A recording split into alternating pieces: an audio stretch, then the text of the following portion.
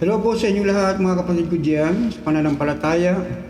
Isang magandang hapon na aking pinaabot sa inyo. At nais ko munang batiin ng isang magandang hapon si Pastor Nel, si Sister Rose at ang kanilang mga anak. Din sa aking mga kapatid diyan sa pananampalataya, sa bawat pamilya na patuloy na sumusuporta sa gawain ng Diyos, sa bawat mag-asawahan, sa bawat kabataan na patuloy na mainit na naglilingkod sa ating Panginoon Diyos. Hallelujah. Purihin po ang ating Panginoon Diyos sa kanyang kabutihan sa bawat Diyos sa atin, na patuloy pa tayong iniingatan ng Diyos sa maraming pangyayari sa ating buhay na hindi natin alam. Hallelujah. Na ang Diyos ay kumikilos sa ating buhay. At ako po ay nagpapasalamat din sa mga patuloy nakikinig ng salita ng Diyos mula sa pangangaral ng mga mangaral ng JOWFCI o Jesus the Only Way Family Church International Ministry. Pagpalain po kayo ng Diyos at naway hindi po ito maging huli. Hallelujah, kundi patuloy pa po kayong makinig ng salita ng Diyos at yan po kami ay umaasa na ang Diyos ay patuloy na kumilos sa inyong buhay at patuloy na maghimala. Amen. At ngayong hapon, ang layunin po ng ating pagsasalita ay upang ipangaral muli ang salita ng Diyos. Hallelujah. At isa pong malaking pribilehyo sa akin muli na mapagbahagi ng salita ng Diyos. Kaya sa hapong ito, kung meron po kayong mga banal na kasulatan, kayo po makibukas sa akin sa aklat ng mga Bilang, Kapitulo 22, talatang 1 hanggang 22. Numbers chapter 22, verse 1 up to 22. At ganito po ang pagkakasabi. At ang mga anak ni Israel ay naglakbay at humantong sa mga kapatagan ng Moab sa dako roon ng Jordan na nasa tapat ng Jericho. At nakita ni Balak na anak ni Zippor ang lahat ng ginawa ng Israel sa mga Amoreyo. At ang Moab ay natakot na mainam sa bayan sapagkat sila ay marami. At ang Moab ay nagulumihanan dahil sa mga anak ni Israel. At sinabi ng Moab sa mga matanda sa Madian, ngayon ay hihimuli ng karamihang ito yaong lahat na nasa palibot natin, gaya ng baka na umihimod sa damo na parang, at si Balak na anak ni Zippor ay hari sa Moab ng panahong iyon. At siya nag-utos ng mga sugo kay Balaam, ng anak ni Beor, hanggang sa Pitor na tabi ng ilog, hanggang sa lupain ng mga anak ng kanyang bayan upang tawagin siya na sabihin, narito may isang bayan na lumabas mula sa Ehipto, narito kanilang tinatakpan ng ibabaw ng lupa at sila ay nangakatayo laban sa akin. Parito ka ngayon, isinasama ko sa iyo na sumpain mo sa akin ang bayan ito sapagkat sila ay totoong makapangyarihan kaysa akin. Marahil ako'y mananaig na aming masasaktan sila at aking silang mapapalayas sa lupain sapagkat talastas ko na ang iyong pinagpapala ay mapalad at ang iyong sinusumpa ay mapapasama. At ang mga matanda sa Moab at ang mga matanda sa Madian ay nagsiparo na dala sa kanilang kamay ang mga gantimpala sa panghula. At sila'y dumating kay Balaam at sinalita nila sa kanya ang mga salita ni Balak. At kanyang sinabi sa kanila, dito na kayo tumuloy ngayong gabi at bibigyan ko kayo ng kasagutan kung anong sasalitain ng Panginoon sa akin. At ang mga prinsipe sa Moab ay tumuloy na kasama ni Balaam. At ang Diyos ay naparoon kay Balaam at nagsabi, sino mga tao itong kasama mo? At sinabi ni Balaam sa Diyos, si Balak na anak ni Zippor, hari sa Moab, ay nagpasugo sa akin na sinasabi, narito ang bayan na lumabas sa Ehipto ay tumatakip sa ibabaw ng lupa. Ngayon parito ka, sumpay mo sila sa akin. Marahil ako'y makababa ka sa kanila at sila ay aking mapapalayas. At sinabi ng Diyos kay Balaam, huwag kang paroroong kasama nila. Huwag mong susumpain ang bayan sapagkat sila ay pinagpala. At si Balaam ay bungangon ng kinumagahan at sinabi sa mga prinsipe ni Balak, yumaong kayo sa inyong lupain sapagkat pinagkait ng Panginoon ang pahintulot na ako'y pumarong kasama ninyo. At ang mga prinsipe sa Moab ay bumangon at sila ay naparoon kay Balak at nagsabi, si Balaam ay tumangging pumarito na kasama namin. At si Balak ay nagsugong muli ng marami pang prinsipe at lalong mga mahal kaysa kanila. At sila ay naparoon kay Balaam at nagsabi sa kanya, Ganito ang sabi ni Balak na anak ni Sipor, isinasamo ko sa iyo na ang anumang bagay ay huwag mong tulutan ang makabala sa iyo sa pagparito mo sa akin. Pagkat ikaw ay aking papupurihan ng mga kadakilang karangalan at anumang sabihin mo sa akin ay gagawin ko. Parito ka nga, isinasamo ko sa iyo na sumpain mo sa akin ang bayang ito. At si Balaam ay sumagot na nagsabi sa mga lingkod ni Balaam, kahit ibigay mo sa akin ni Balak ang kanyang bahay na puno ng pilak at ginto ay hindi ko masasalagsak ang salita ng Panginoon kung Diyos na ako'y gumawa ng kulang o higit. Ngayon nga sinasama ko sa iyo na tumuli rin kayo rito ngayong gabi upang aking malaman kung ano ang sasalitain pa ng Panginoon sa akin. At ang Diyos ay naparoon kay Balaam ng kinagabihan at nagsabi sa kanya, kung mga taong yan ay nagsiparito upang tawagin ka, ay bumangon ka, sumama ka sa kanila. Ngunit ang salita lamang na aking sasalitain sa iyo ay siya mong gagawin. At si Balaam ay bumangon ng kinaumagahan at siniyahan ang kanyang asno at sumama sa mga prinsipe sa Moab. Verse, at ang galit ng Diyos ay nagningas sapagkat siya na paraon at ang anghel ng Panginoon ay lumagay sa daan na pinakakalaban niya. Siya ngayon nakasakay sa kanyang asno at kanyang dalawang alipin ay kasama niya. Tayo pong lahat ay sumandaling manalangin. Panginoong Diyos, Diyos ng kataas-taasan. Walang lihim, Panginoon, na hindi mo alam, Panginoon. Ang lahat ng bagay, o Diyos, ay alam mo. Sa oras na ito, Panginoon, siyasatin mo ang aming puso, ang aming isip, ang aming buhay. Ano man, o Diyos, ang aming mga pagkakasala, Lord, sinasama po namin, o Diyos, na iyong patawarin. Linisin mo po, Lord, ang lahat ng karumihan sa aming buhay. Hallelujah. Magintoy sa aming isip, gawa, pananalita, maningin o Diyos at mandinig. Gayon mo kami, Panginoon God, na karapat-dapat sa iyo sa magitan ng paglilinis mo at pagpapatawad sa aming mga kasalanan sa oras na ito. Upang sa gayon, Panginoon, kami, Lord, ay makapagsamba, Panginoon, ang may kapangyarihan. Hallelujah, maramdaman namin ng Diyos ang pagkilos mo sa aming buhay. Ang iyong banal Espiritu, Lord, ay patuloy na manahan ang sa amin. At sa oras nito, Panginoon God, inihiling ko po, Panginoon, bilang iyong lingkod o Diyos, ay yung pahiran ng iyong banal na dugo o Diyos, ng iyong banal na Espiritu o Diyos. Hallelujah, ang iyong banal na salita. At kumilos ka o Diyos sa aming kalagitnaan ngayong hapon. Patuloy kang mangusap o Diyos sa magitan ng iyong mensahe na aking pong dadalhin o Diyos sa magitan ng iyong banal na Espiritu, Lord, ngayong hapon. Naway ang mga salitang ito, Lord, hallelujah, ang iyong impormasyon, Lord, ay aming pong matanggap, Panginoon God, sa magitan ng iyong banal na salita. Kapangyarihan, Panginoon, may lakas o Diyos, karunungan, Panginoon, mula sa iyo. O Diyos, samahan po kami, sapagkat kung wala ka, Lord, wala po kami magagawa. At naman, O Lord, ang pag-atake ng kaaway, kanyang balak o Diyos, hallelujah, upang wasakin, sirain ng iyong gawain o Diyos. Ang pangangaral nito ngayong hapon o Diyos, aming pong sinasansala, kinagapos at tinatalian ng kapangyarihan ng kaaway. Panginoong Diyos, maraming salamat po, God, sa tagumpay. Hallelujah. Sa pangalan ng Panginoong Kristo, hallelujah, ang lahat ng Kristiyano at mga anak ng Diyos ay magsabi ng Amen, Amen. Hallelujah. Nais ko pong mangaral sa paksang hidden desire o mga natatagong paghahangad, gusto o pagnanasa. Sa atin bilang mga Kristiyano, tayo po ay nagpahayag na tayo ay susunod sa ating Panginoong Hesukristo bilang anak ng Diyos.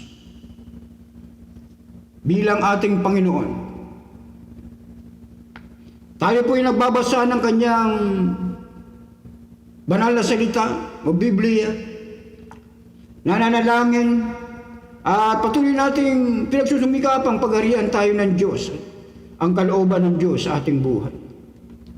Sapagkat ito ang gusto niya para sa kanyang kalooban, na masunod ang kanyang kalooban. Subalit kung minsan, sa kabila ng ating paglilingkod, sa kabila ng ating pagsunod sa ating Panginoong Diyos, sa ating Panginoong Jesucristo, hallelujah, meron tayong natatagong paghahangad o pagnanasa o kagustuhan sa ating sarili. Hallelujah.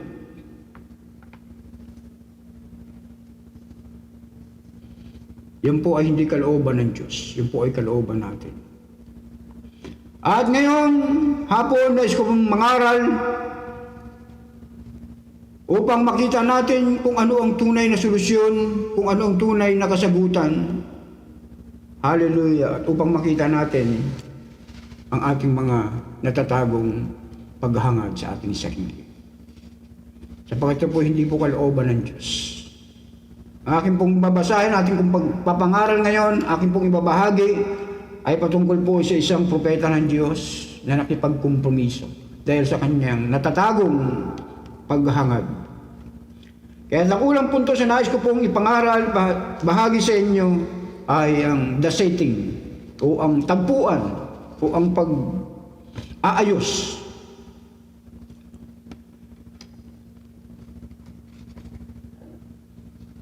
Sa chapter 22, verse 1 up to 6, may mababasa po natin doon at nabasa po natin doon na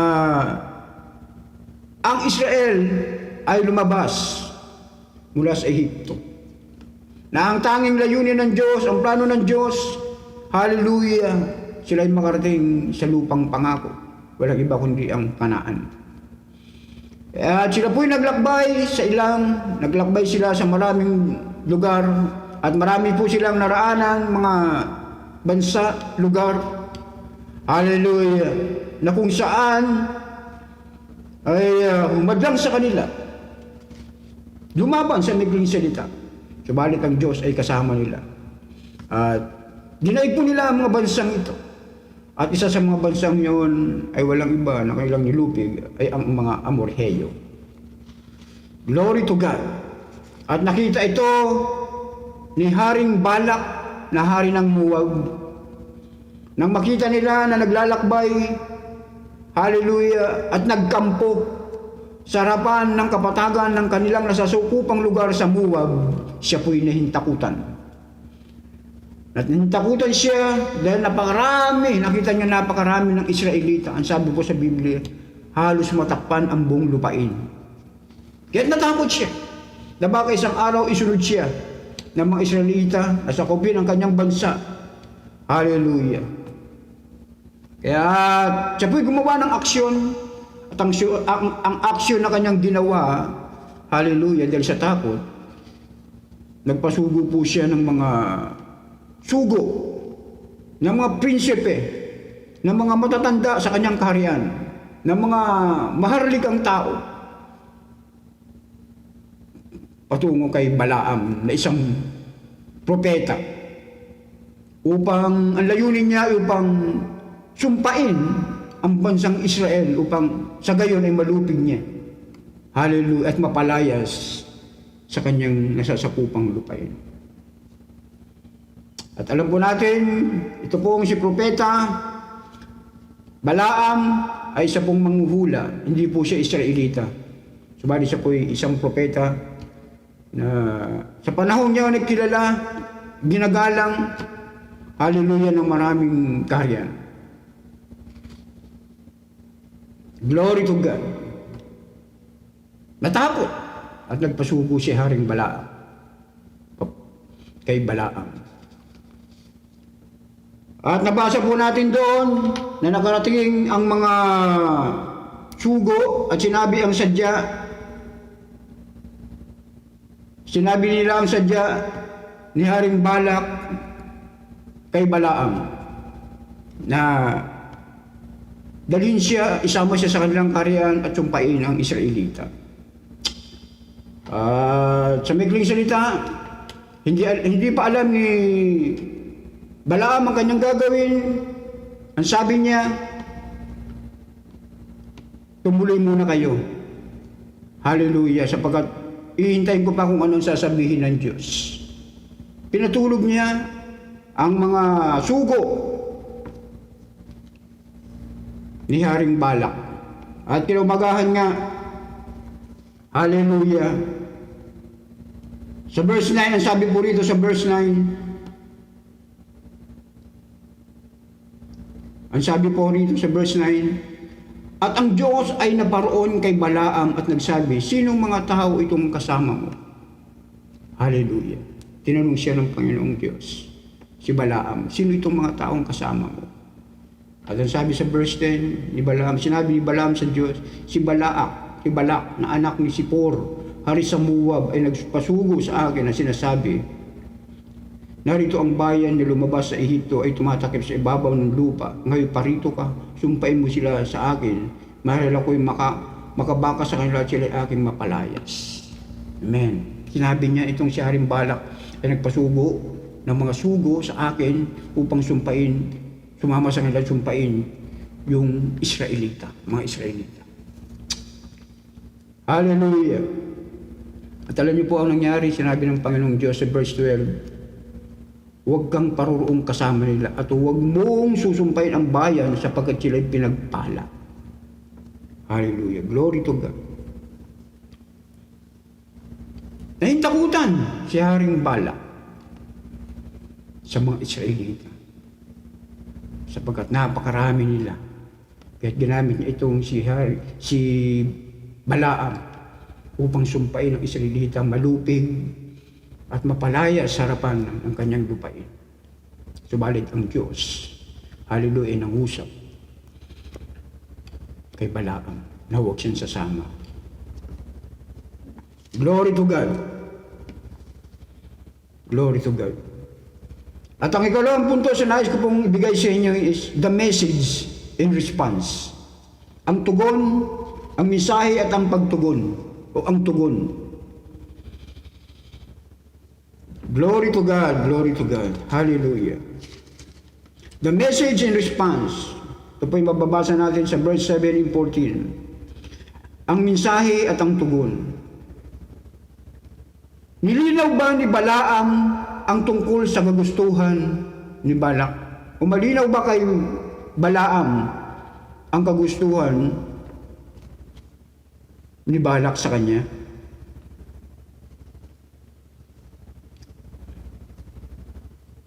Oo. Malinaw. Sapagkat ito po'y sinabi ng mga sugo ni Balak sa kanya, kay Balaam. Kaya alam niya, ito po'y malinaw. Hallelujah. Wala pong natatagong sikreto. Hallelujah kay Balaam.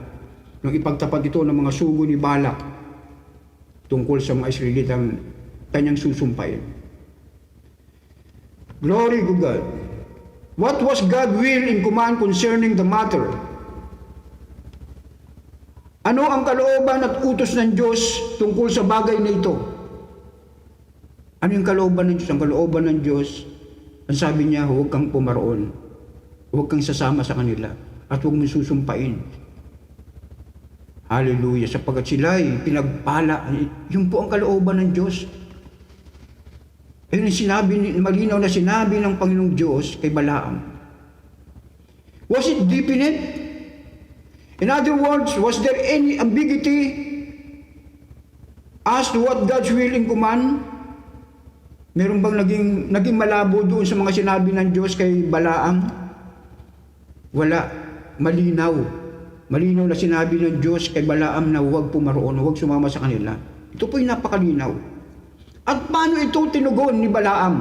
Makikita natin ito sa verse 13. At si Balaam ay bumangon ng kinumbagan at sinabi sa mga prinsipe ni Balak, yumaong kayo sa inyong lupain sapagkat ipinagkait ng Panginoon ang paintulot na ako'y pumaroong kasama niya. Tinugon niya. Tinugon niya kung anong sinabi ng Diyos, hindi siya sumama. Sa maikling salita, umalis ang mga sugo. Bumalik sa kanilang karian kay Haring Balak. At sinabi roon ng mga prinsipe, hallelujah. Ang sabi roon sa verse 14, at ang mga prinsipe sa Moab ay bumangon at sila'y naparoon kay Balak at nagsabi, si Balaam ay tumangging pumarito na kasama namin. Pinaalam nila kung ano yung sinabi ni Balaam. Glory to God. Sinunod ni Balaam yung sinabi ng Diyos na huwag sumama. Ikatlong puntos, the second cry, yung ikalawang pagsubok. Sumubok uli si Haring Balak na suguin. Hallelujah. Basahin po natin sa verse 15. At si Balak ay nagsugong muli ng marami pang prinsipe at lalong mga mahal kaysa kanila. At sila ay naparoon kay Balaam at nagsabi sa kanya, ganito ang sabi ni Balak na anak ni Sipor. Sinasamo ko sa iyo ng iyong anumang bagay, huwag mong tulutan na makabalas sa iyo sa pagparito mo sa akin. Sapagkat ikaw ay aking papupurihan ng mga dakilang karangalan, at anumang sabihin mo sa akin ay gagawin ko. Parito ka nga, isinasamo ko sa iyo na sumpain mo sa akin ang bayang ito. At si Balaam ay sumagot, nagsabi sa mga lingkod ni Balaam, kahit ibigay sa akin ni Balak ang kanyang bahay na puno ng pilak at ginto, ay hindi ko masasalangsang ang salita ng Panginoong kong Diyos, na ako'y gumawa ng kulang o higit. Ngayon nga, isinasamo ko sa inyo na tumuloy rin kayo rito ngayong gabi upang aking maalaman kung ano ang sasalitain ng Panginoon sa akin. 20, at ang Diyos ay naparoon kay Balaam ng kinagabihan at sinasabi sa kanya, kung ang mga taong iyan ay nagsiparito upang tawagin ka ay bumangon ka, sumama ka sa kanila, ngunit ang salita lamang na aking sasalitain sa iyo ay siya mong gagawin. At si Balaam ay bumangon ng kinumagahan at siniyahan ang kanyang asno at sumama sa mga prinsipe sa Moab. At ang galit ng Diyos ay nagningas sapagkat siya naparoon. At ang anghel ng Panginoon ay lumagay sa daan na pinakakalaban niya. Siya ngayon nakasakay sa kanyang asno at ang kanyang dalawang alipin ay kasama niya. The second try, yan po ikatlong punto na nais kong ibigay sa inyo. First, the setting. The secondly, the message and response. And the third, the second try. How was the second try more difficult for Balaam to resist than first? Paano ba naging napakahirap para kay Balaam? Hallelujah. Yung ikalawang paglaban niya o pag-refuse niya doon sa imbitasyon ni Haring Balak. Glory to God. Gaano naging mas mahirap ang ikalawang pagsubok kay Balaam kaysa noong una? Yan po ay nakita natin sa verse 14 hanggang 22.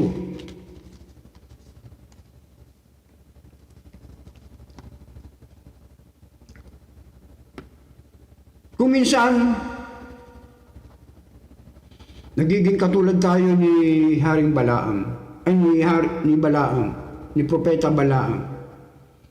Dumarating sa buhay natin minsan ng ganitong pagkakataon. Na, kung ano yung kalooban ng Diyos, sinabi na sa atin ng kalooban ng Diyos, subalit, nananaig pa rin yung natatagong paghahangad natin sa ating sarili. Nare-refuse natin ang Diyos. Nare-refuse natin yung kalooban ng Diyos. Nabangot, sinabihan na tayo ng Diyos na huwag mong gawin yan, ito ang gawin mo, subalit nananaig pa rin. Katulad nitong si Balaam, Propeta Balaam. Kung minsan binibigyan natin ng daan ang pagpupumilit, kahit alam natin na hindi ito ang kalooban ng Diyos. Halimbawa, sa mga kabataan, babae man o lalaki. Mananampalataya, dumarating ang punto na mayroon kang nagugustuhang babae na hindi mananampalataya. Gayun din naman ang babae, may naniligaw sa iyo na hindi mananampalataya. Bagamat alam natin na ito hindi kalooban ng Diyos, at tumanggap tayo ng isang iibigin o mamahalin na hindi natin kapwa mananampalataya. Sapagkat alam natin, ang sabi po sa Biblia, ito po ay pakikipagmatok, pakikipagkompromiso. Na kahit alam natin kung ano ang mangyayari pagdating ng panahon, kung tayo po ay magkakaroon ng mga ganitong kasama sa buhay na hindi mananampalataya. Hindi ko po sinasabi na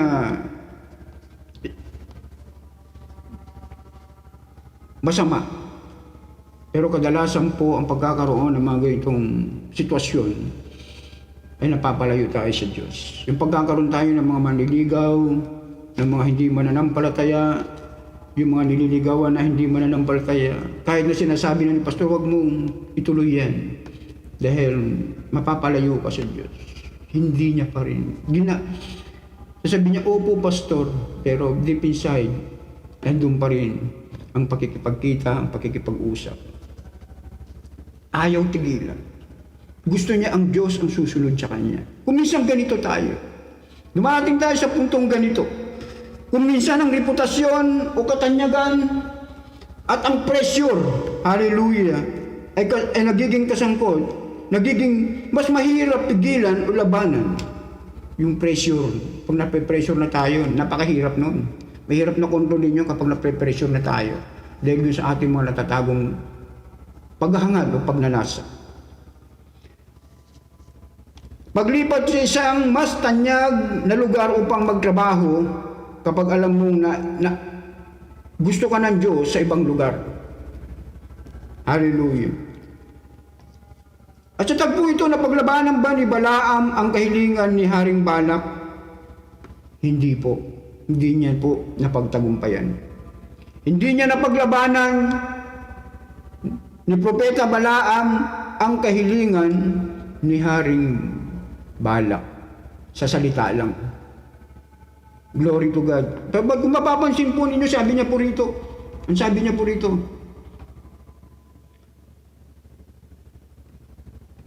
Glory to God. Ang sabi niya po rito. At ang Diyos ay naparong kay Balaam ng kinagabi. Nagsabi sa kanya, kung mga taong yan nagsiparito upang tawagin ka, ay pumangon ka. Sumama ka sa kanila. Ngunit ang salita lamang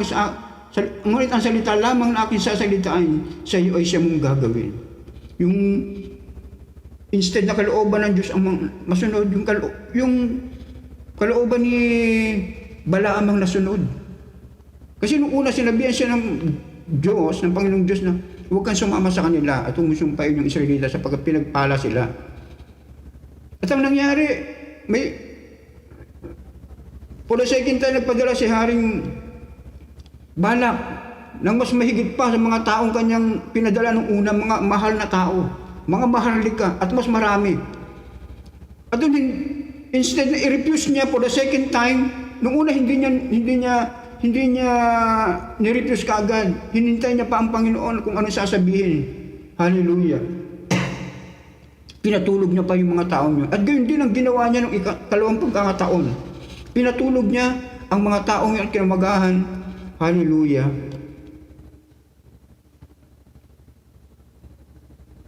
Ang sabi niya, nagsalita ang Panginoon sa kanya, sumama ka.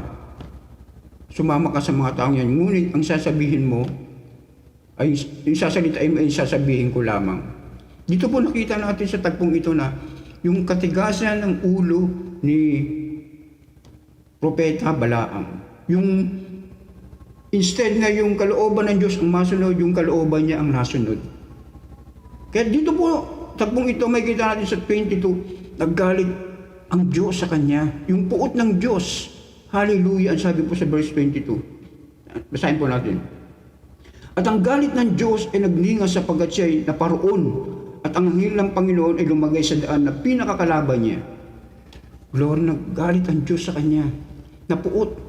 Kasi instead na yung kalooban ng Diyos ang masunod, yung kalooban ni Balaam ang nasunod. Amen. Basahin po natin ang Biblia. Hallelujah. Ang sabi po dyan ng Diyos, kauna-una ang salita ng Diyos, huwag kang sasama sa kanila, huwag kang pumaroon upang sumama sa kanila. Pero instead na gano'n ang sabihin niya, alam niyo po, pinatulog niya pa yung mga tao na yung mga sugo na yan at kinamagahan.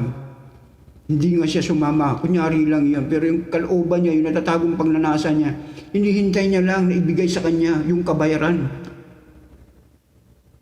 Hallelujah. Para sumama siya.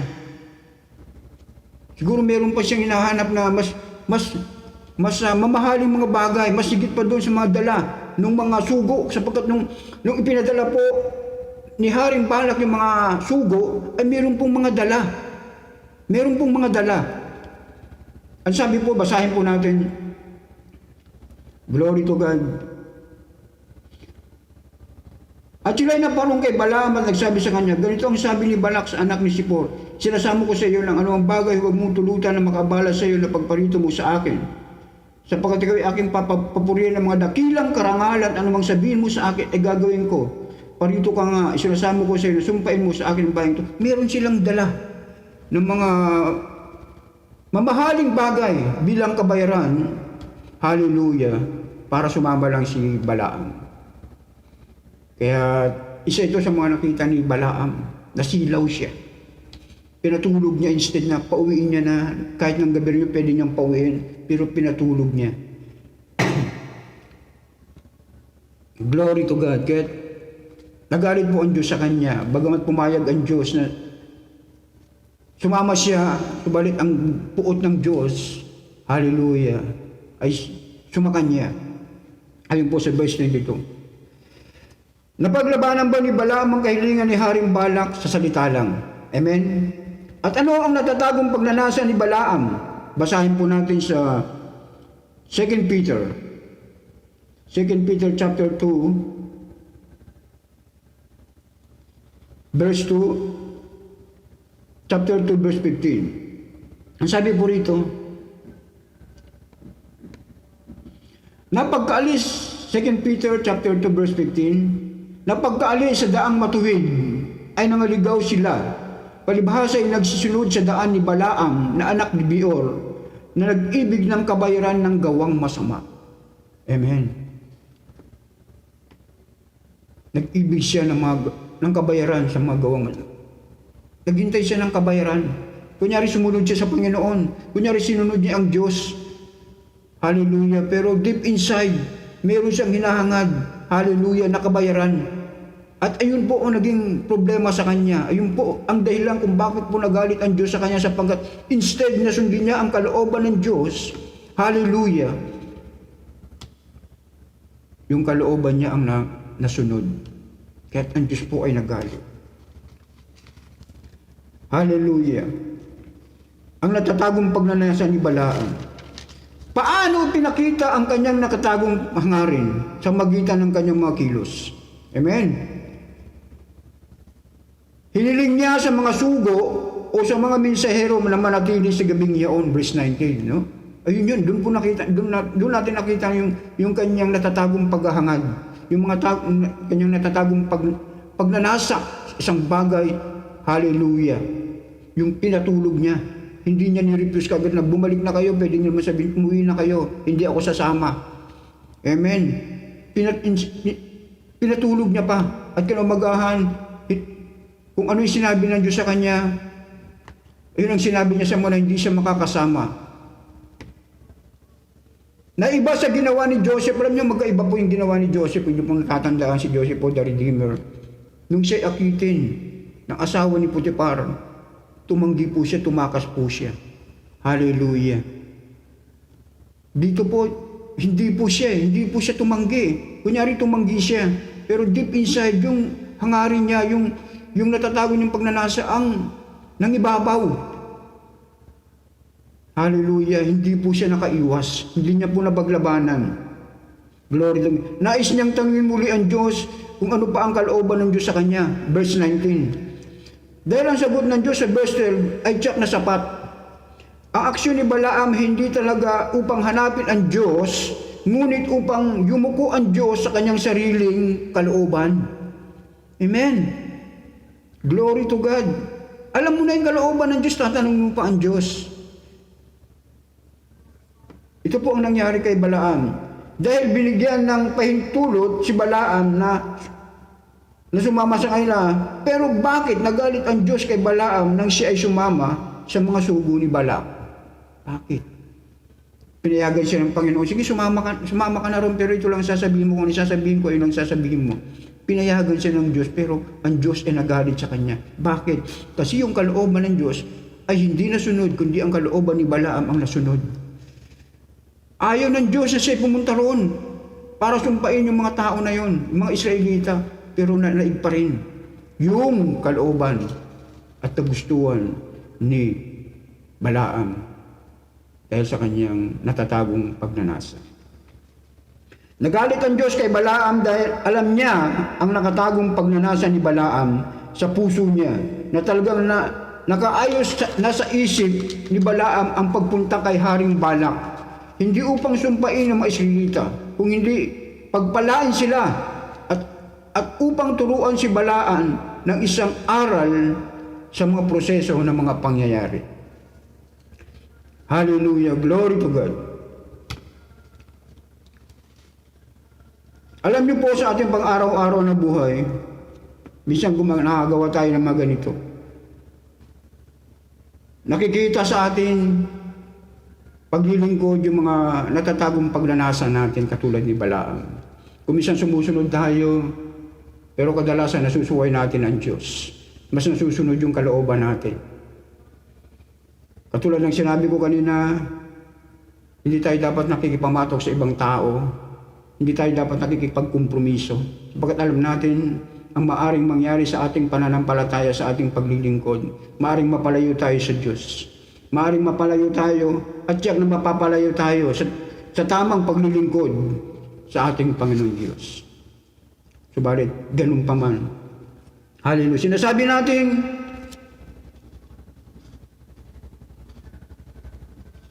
mahal ko ang Diyos, gagawin ko ang lahat para maluwalhati lamang ang Diyos. Hallelujah. Subalit ang katotohanan, nais nating ang kaluwatian at pagpapuri ay gawin ang pinakamainam upang maabot ang mga natagong pagnanasa natin. Glory to God. Sinasabi natin, ang Diyos ay priority una sa ating buhay. Subalit, kung minsan o kadalasan ay mas binibigyan pa natin ng panahon yung inuubos natin ang ating lakas parang kumita lang ng pera, salapi. Hallelujah. Nawawala na tayo sa lamlay ng paglilingkod sa Diyos. Hindi natin namamalayan yun dahil sa ganung mga pangyayari sa ating natatagong paghahangad o pagnanasa. Yung mga maling kaisipan na itinatago natin. Glory to God. Sa ating pang-araw-araw na buhay na kung saan na malinaw naman sa atin kung ano ang nais ng Diyos. Subalit palagi pa din natin siyang tinatanong sa mga bagay-bagay na kalooban ng Diyos para sa atin. Umaasa tayo na isang araw na instead na sundin natin ng Diyos ay siya ang susunod sa gusto natin. Ganito ang nangyari kay Balaam. Unang-una, nagkakaroon tayo ng mga hidden desires ang magitan ng pagpili ng mga kasama natin sa buhay. Katulad ng sinabi ko kanina, huwag tayo makikipamatok. Hallelujah. Mga manliligaw natin na hindi na kapwa mananampalataya, yung mga nanliligaw sa atin, yung mga nililigawan natin. Hallelujah. Kung hindi po mananampalataya yan, iwasan po natin. Tayo po ay nakikipamatok. Yan po ay hidden desire. Sabi po sa Biblia, umiwas pa tayo, huwag po tayo makipamatok sa mga hindi mananampalataya, sa mga taong nasa sanlibutan. Sapagkat magkakaroon po ng conflict sa ating pong paglilingkod sa Diyos kapag ginawa po natin yung mga bagay na gusto natin sa ating buhay. Sundin po natin ang Diyos. Hallelujah. Pangalawa, yung pagpili kung kailan tayo magiging tapat sa ating paglilingkod sa Diyos. Amen. Tayo ang kumukontrol kung kailan tayo maglilingkod sa Diyos. May mga taong nagsasabi, hindi pa ako maglilingkod kasi hindi pa ako handa. May mga ganitong pagkakataon, hallelujah. May mga ganitong tao na nagsasabi ng gano'n, ayaw ko pang maglingkod kasi hindi pa ako, namumuhay pa ako sa kasalanan, maglilingkod nga ako. Tapos magkakasala ako, ganun din. So parang niluloko ko lang ang sarili ko, niluloko ko lang ang Diyos. May mga ganitong, mga hidden desire, no, na hindi natin namamalayan, akala natin tama yung aspeto na iniisip natin sa ating sarili. Akala natin tama yung mga suggestion natin, akala natin tama yung mga palagay natin sa ating buhay. Yung pagpili sa mga kasama sa buhay, yung pagpili sa ating profesyon, hallelujah, yung pagpili kung kailan tayo magiging tapat sa paglilingkod sa Diyos. Ito po isa sa mga hidden desire. Bakit madalas, hallelujah, tayong nagkakaroon ng mga nakatagong pagnanasa, hallelujah, o plano na ayaw ng Diyos para sa atin? Ang ating mga nakatagong hangarin ay dapat na ipakita sa magitan ng isang paraan o iba pa. Tulad ni Balaam, tayo ay maging tapat sa Diyos, hilingin sa Kanya na ungkatin o ilabas ang lahat ng ating mga nakatagong hangarin at palitan ito ng Kanyang sariling karakter o katangian. Glory to God. Nais ng Diyos na tayo ay maging tapat sa paglilingkod. Huwag po natin sansalain kung ano ang kalooban ng Diyos. Iwasan po natin yung mga hidden desire. Nakakala natin sa ating paglilingkod, ito po'y kagamit-gamit. Sapagkat may mga tao na sumusunod sa kalooban ng Diyos, may mga tao na naglilingkod, akala niya pa rin ay nasusunod niya pa rin ang kalooban ng Diyos, subalit hindi niya namamalayan na ang kanyang sarili na pala niya ang nasusunod. Katulad sa mga halimbawa na aking pong nasabi, pagpili sa mapapangasawa o makasama sa buhay, mga hindi mananampalataya, iwasan niyo po yan. Kung gusto niyo pong magkaroon ng mga kasama sa buhay, ipanalangin niyo, maging tapat kayo. Hallelujah. Ang Diyos po ay hindi sumusuway. Ang Diyos po ay tapat na ibibigay po sa atin ng Diyos yan. Process by process po yan. Hindi po yan karaka-raka. Maghintay po tayo ng tamang panahon, ng takdang panahon, kung sino po yung makakasama natin sa buhay. Ibibigay po yan ng Diyos basta tayo po ay maging tapat. Unahin po natin ang kanyang kalooban. Sapagkat ang pakikipamatok po, hallelujah, iyan po ay hindi kalooban ng Diyos. Ang dapat po natin makasama sa ating buhay, hallelujah, sa ating pong paglilingkod, ay yung mga mananampalataya. Glory to God. Yung pagpili sa profesyon. Hallelujah. Minsan nagiging busy na tayo sa ating mga trabaho. Wala na po tayong panahon na maglingkod sa Panginoon. Wala na tayong panahon na makinig sa salita ng Diyos. Hallelujah. Dahil sa trabaho natin. Mas binibigyan natin ng kahalagahan yung trabaho, although hindi ko sinasabi hindi mahalaga yan. Kailangan natin ng trabaho. Subalit kung minsan at kadalasan ay nagiging hadlang ang trabaho upang hindi tayo makadalo sa gawain ng Diyos, hindi tayo makarinig ng salita ng Diyos. Ito rin ang nagiging dahilan kung bakit hindi na tayo nagbabasa ng Biblia. Ito rin ang nagiging dahilan kung bakit hindi na tayo nananalangin. Unti-unti inilalayo ni Satanas ang lahat ng bagay sa atin sa presensya ng Diyos dahil sa mga hidden desire natin. Hallelujah. Glory to God. Glory to God. Yan po lamang ang aking masasabi sa inyo. Tayo po'y maglingkod. Alisin po natin yan. Ipanalangin natin sa Diyos na alisin ng Diyos yung mga hidden desire, ungkatin niya ng Diyos at ipalit ng Diyos, hallelujah, ang kanyang karakter, ang kanyang katangian sa ating buhay. Tandaan niyo po mga kapatid, hallelujah. Hindi po tayo magtatagumpay kung hindi po natin susundin ang kalooban ng Diyos. Ang sabi po sa Biblia, seek ye first the kingdom of God and His righteousness, and all these things shall be added unto you. Glory, ang Diyos ay tapat pag nangako. Lahat po ng ating mga kahilingan, lahat po ng ating mga panalangin, hallelujah, itutunugin po yan ng Diyos. Hallelujah.